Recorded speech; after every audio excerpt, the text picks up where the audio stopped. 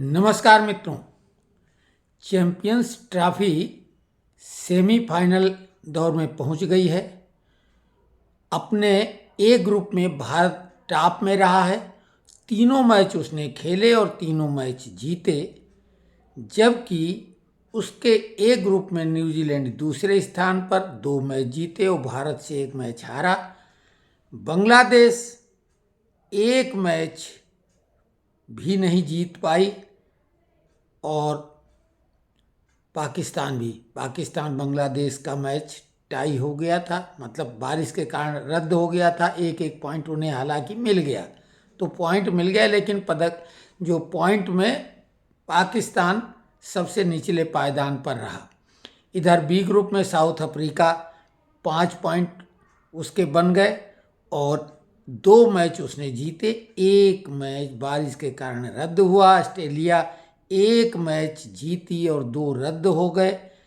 Afghanistan England को हरा के उसने बड़ा उलटफेर किया और 1 मैच वो हार गई साउथ अफ्रीका से और 1 मैच इंग्लैंड से जीता।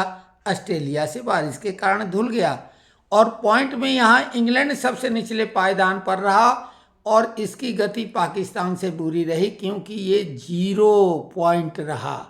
इसके तीनों मैच हुए, तीनों हारे और इसने सबसे पहले जो मैच खेला था ऑस्ट्रेलिया के साथ, उसमें चैंपियंस ट्रॉफी का सर्वाधिक स्कोर 351 रन बनाए थे, लेकिन ऑस्ट्रेलिया ने उस रिकॉर्ड को थोड़ी देर के बाद ध्वस्त कर दिया और उससे ज़्यादा रन बना के मैच जीत लिया था।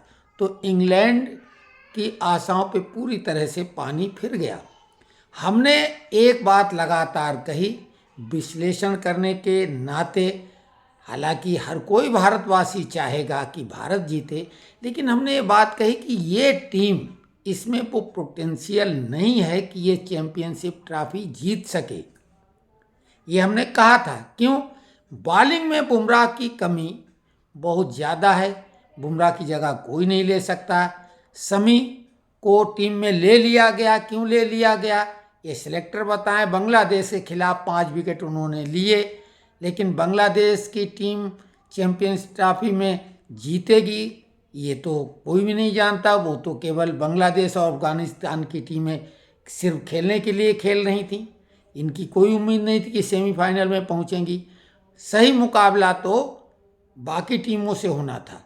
पाकिस्तान उम्मीद से बहुत ज़्यादा खराब टीम थी, इसीलिए पाकिस्तान से भी भारत का मुकाबला को क्या कहा जाए, न बॉलिंग न बैटिंग न फील्डिंग पाकिस्तान की।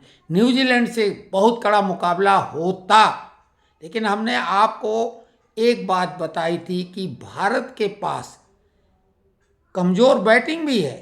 Top order batsman Rohit Sharma, Virat Kohli और केएल राहुल जो दिग्गज 3 ये खिलाड़ी बल्लेबाज हैं, ये फॉर्म में नहीं हैं। हालांकि कोहली पाकिस्तान के खिलाफ बहुत बढ़िया, उम्मीद से बहुत अच्छा खेल गए और लोगों ने हमको बोला कि आपने तो बोला था कि आपकी बात गलत हो गई। तो हम भाई विश्लेषण किया था ना कि हम भविष्यवक्ता ज्योतिषाचार्य हैं।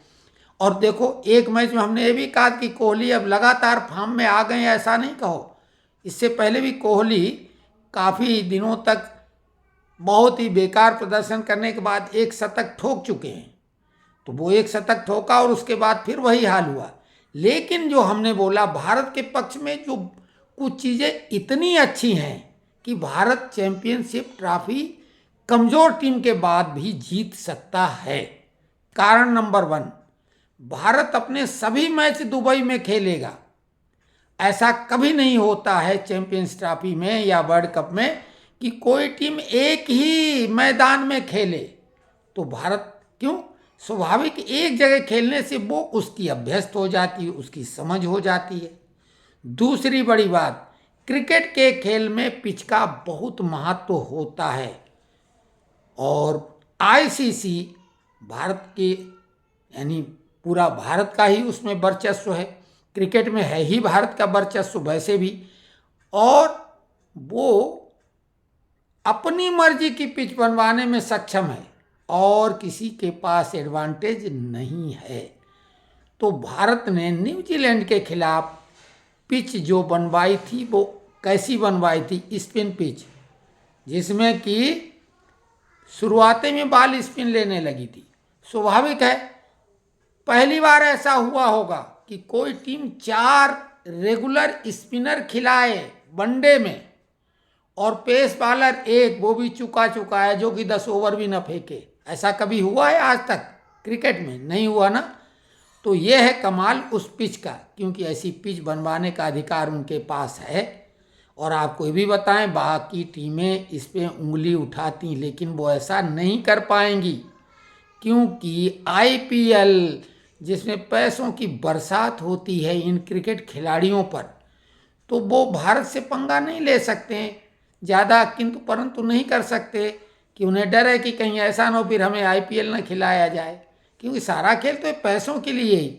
क्रिकेट खिलाड़ी देशभक्त नहीं होते हैं, ध्यान दोनों पैसे के लिए खेलते हैं, नहीं तो क्रिकेट में सट्टेबाजी सक्सेस कैसे होती है। खैर, भारत के चैंपियनशिप ट्रॉफी जीतने के चांस इसलिए अब प्रबल हैं कि भारत रेगुलर 4 स्पिनर खिला रही, यानी पिच इतनी खतरनाक है और स्पिन गेंदबाजी में भारत बहुत मजबूत है और कोई भी टीम के पास है ही नहीं 4 रेगुलर स्पिनर।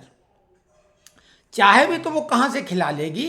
टीम सिलेक्ट करके जो आई है तो उसमें 3 तो अमूमन पेस बॉलर होते हैं, या 2 पेस बॉलर, 1 मीडियम पेसर, लेकिन रेगुलर स्पिनर 2 से ज़्यादा अमूमन नहीं होते हैं। भारत में कभी कभार, क्योंकि होम पिच स्पिनर होती हैं, 2 से अधिक स्पिनर भारत ने ही कभी कभी 3 रेगुलर स्पिनर अक्सर खिलाती रही।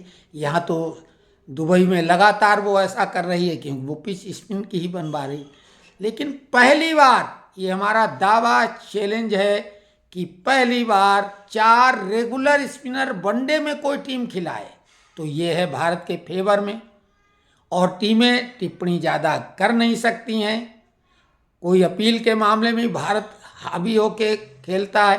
तो ये चीज़ है, क्योंकि 4 बॉलर, बुमराह की कमी पूरी हो जाती स्पिनर, और हार्दिक पांड्या का रोल केवल गेंद की चमक खत्म करना है। अगर आप क्रिकेट के पुराने दर्शक रहे हैं और कमेंट्री के श्रोता रहे तो आपको ध्यान है कि जब तिकड़ी कहलाती थी चंद्रशेखर, बिशन सिंह बेदी और प्रसन्ना की, या कभी कभी उसमें वेंकट राघवन शामिल हो जाया करते थे, तो एक आध ओवर मदन लाल से या करसन गावरी से फेंकवा दिया गया और उसके बाद शुरू हो जाते थे स्पिनर। तो स्पिनरों का मैच भारत का स्पिनर के मामले में बहुत ज़बरदस्त भारत का रहा है और वर्चस्व अभी भी है। कई बेंच स्ट्रेंथ भी बहुत ज़बरदस्त है स्पिन के मामले में, लेकिन पेस के मामले में भारत जो है कपिल देव के उद्भव के बाद ही पेस के क्षेत्र में भारत का पदार्पण हुआ, और अभी भी वो कमी खल रही है, क्योंकि समी इंजर्ड रहे लंबे समय, उन्हें टीम में लेना पड़ा, और हर्षित राणा जिनकी उम्मीद ही नहीं थी उनको खिलाना पड़ा। तो आप अनुमान लगा लो। और पांड्या कोई रेगुलर पेस बॉलर तो नहीं माने जा सकते हैं, कभी कभार चल जाते हैं या कभी कभी बॉलिंग करा ली जाती है। लेकिन हाँ, एक बात तय है, अब 80-20 का रेशियो भारत के फेवर में है, क्योंकि भारत पिच अपनी मर्जी की बनवाएगा, यानी स्पिन पिच 4 रेगुलर स्पिनर खिलाएगा। बाकी टीम चाह के भी क्या कर सकती, 4 स्पिनर किसी के पास नहीं है। ये है ईमानदारी वाला विश्लेषण, किसी को पसंद आए या ना आए। और हमने लगातार बोला कि जो हम कहेंगे वो बाकी कहने की हिम्मत लोग नहीं जुटाते हैं। जहाँ तक उम्मीद आशा भारत के प्रति वैसे भी रही है, लेकिन इस मामले में ये खेल है, इसमें पूजा पाठ और ये प्रार्थना ये नहीं है, और यहाँ से कोई राय मशविरा भी काम का नहीं है, क्योंकि वहाँ जो होना है वो होना है, जो उन्हें करना है। तो कुल मिला के आनंद लीजिए खेल का, खेल आनंद की चीज़ है। लेकिन भारत और पाकिस्तान का, और अब तो बांग्लादेश भी उस मामले में शामिल हो गया है, कि फाइनल से ज़्यादा खतरनाक मैच भारत पाकिस्तान का होता है, कि जिसमें हारना कोई नहीं चाहता है, और कोई भी देशवासी कम से कम पाकिस्तान के खिलाफ भारत को हारता हुआ नहीं देखना चाहेगा। बाकी किसी से भी हार जाए, और अब उसमें बांग्लादेश भी शामिल हो गया है, तो फाइनल महत्वपूर्ण है और भारत की जीतने की प्रबल संभावना है। 4 स्पिनर वाली अगर पिच बने, यानी अगर टीम में रेगुलर 4 स्पिनर भारत ने लिए, तो भले जो टीम टॉस जीतेगी वो तो पहले बैटिंग ले लेगी, फिर अगर विरोधी टीम जीती तो भारत तो टॉस जीत के भी बाद में जो है पहले बैटिंग कर लेगा, क्योंकि स्पिन तो बाद में ज़्यादा कमाल दिखाते हैं। लेकिन पिच इतनी में है कि फर्स्ट इनिंग में भी न्यूजीलैंड के स्पिनर ने 5 विकेट ले लिए थे और भारत के भी स्पिनर ने 5 विकेट लिए। तो ये विश्लेषण कैसा लगा, आप भी ईमानदारी से कमेंट्स करें, इस बात की परवाह किए बिना कि हमें अच्छा लगे या बुरा। क्यों, हम जो बात कहते हैं वो सामने वाले को अच्छी लगे या बुरे। तो ये आवश्यक इसलिए था कि हमने बोला था हम क्रिकेट पे भी विश्लेषण करते हैं, और जब से जिस दिन पहला मैच खेला गया था उस दिन से लेके आज तक का रिकॉर्ड के साथ बात कर सकते हैं। और हमने 1973 में पहली बार टीवी पर मैच देखा था और 69 से कमेंट्री सुनना शुरू किया था कानपुर स्टेडियम में, जिसमें विश्वनाथ ने पहला मैच खेला था और गुंडप्पा विश्वनाथ ने कानपुर के ग्रीन पार्क स्टेडियम में, और 139 रन सेकेंड इनिंग में उन्होंने बनाया था और पहली इनिंग में 0 पे वो आउट हुए थे। तब से हम मैच देख रहे हैं और आंकड़े तो खैर पहले दिन तक के उपलब्ध हैं। तो कमेंट्स करिए।